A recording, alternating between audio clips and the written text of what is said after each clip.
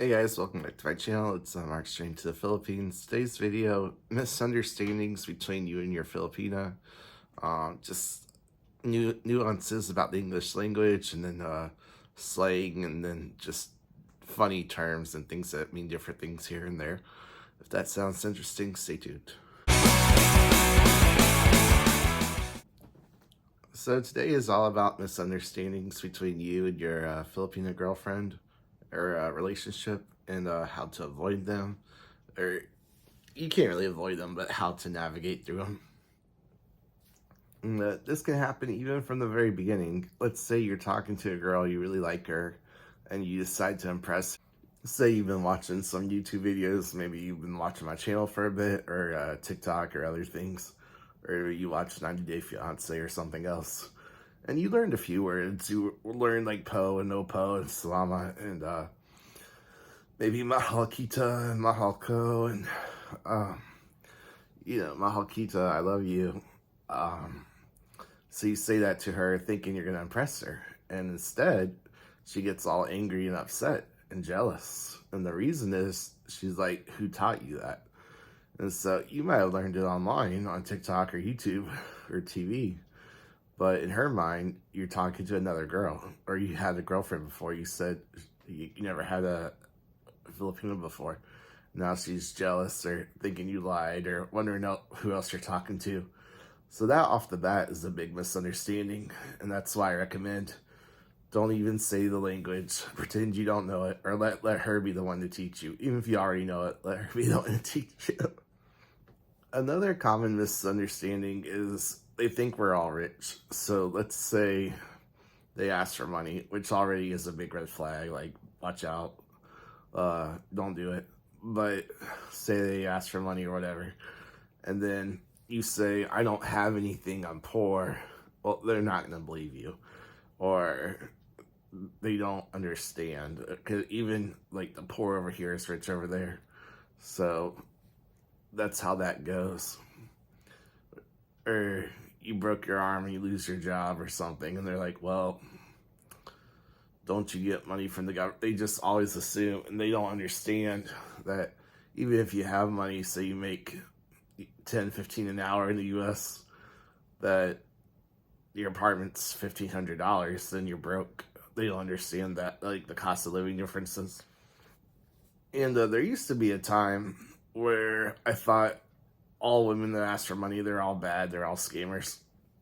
I'm not necessarily sure that's true anymore, partly because so many men have sent money that they ruined it for everyone else. I still don't recommend sending money, but so what happened is, like, all of her friends and her cousins and her sisters that are in these LDR relationships, now they're getting money.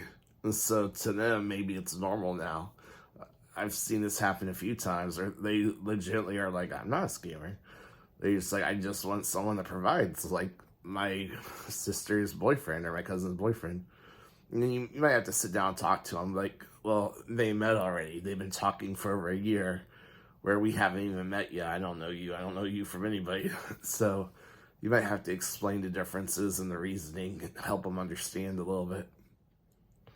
Another misunderstanding is like any sort of slang or any sort of pop culture, or just any sort of like regional thing, or you just have to be careful. Like, say for example, even the American English is very different than like the UK English sometimes. Like, overall, we understand most of it, but they have some words for some things, and we're like, what is that? You know, and vice versa. I'm sure they have some, and the same for like Australia English and a bunch of other different types of Canadian English. Like, they all have some of their own nuances there, and so you have to be careful with that. And then they don't necessarily tell different. They're just trying to absorb all these different Englishes, and it can be overwhelming sometimes. And their English is very good. They're very good at English, but sometimes like sarcastic humor and jokes go over their head. Even the phrase, like, it goes over their head. Some of them are like, what does that mean? Or you might have to explain it. So just be careful of that. This can make like date night a little bit challenging once you get here, depending on if you have, what your taste in music or sorry, movies or TV is. For example, I used to really like that show, How I Met Your Mother, because I love the witty jokes, right? There was just a certain intelligence to the jokes that were really, really funny to me. I don't really like what I call dumb humor, Family Guy or Simpsons or stuff. I like some of it. Then some of it I just absolutely can't stand. So that I appreciate the witty humor. For example, like Princess Bride, the quotes from that sort of thing, or The Emperor's New Groove. Like it's just such a quotable movie. A lot of them aren't going to get those. It's not that they're not smart; they're very smart. But because it's not necessarily their first language, it's like their native second language.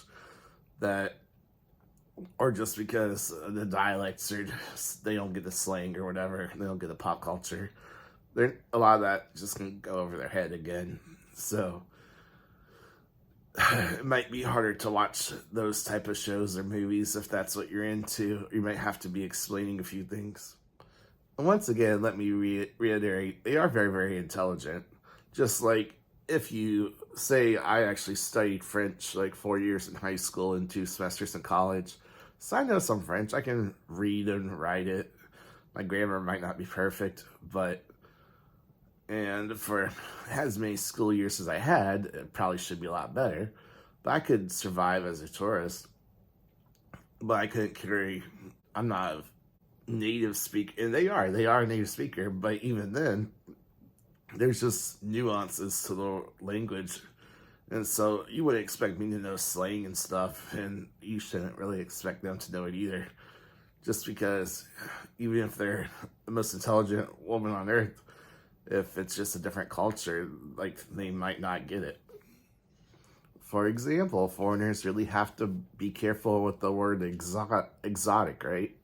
So in our minds, you say, "Oh, my girl, she's so beautiful. She's such an exotic beauty." And that's a compliment. We love her tan skin.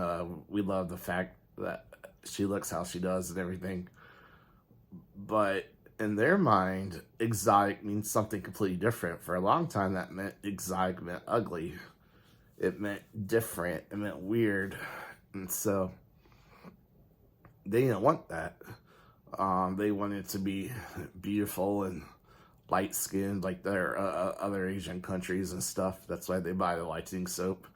So this whole like idea, like exotic, beautiful island girl, it just doesn't make sense to them. So that could backfire. You say you're exotic beauty and they might get mad at you. Just like I said, you have to be careful. That's why there's misunderstandings sometimes. Okay, the video went longer than expected, so I'm going to break it up into 2 parts. Definitely come back for part 2. I'll have it uploaded shortly for more examples of misunderstandings. Anyways, that's it for today. Hit that like and subscribe button if you liked it. It really helps out the channel and enables me to keep doing these videos, and I really appreciate it.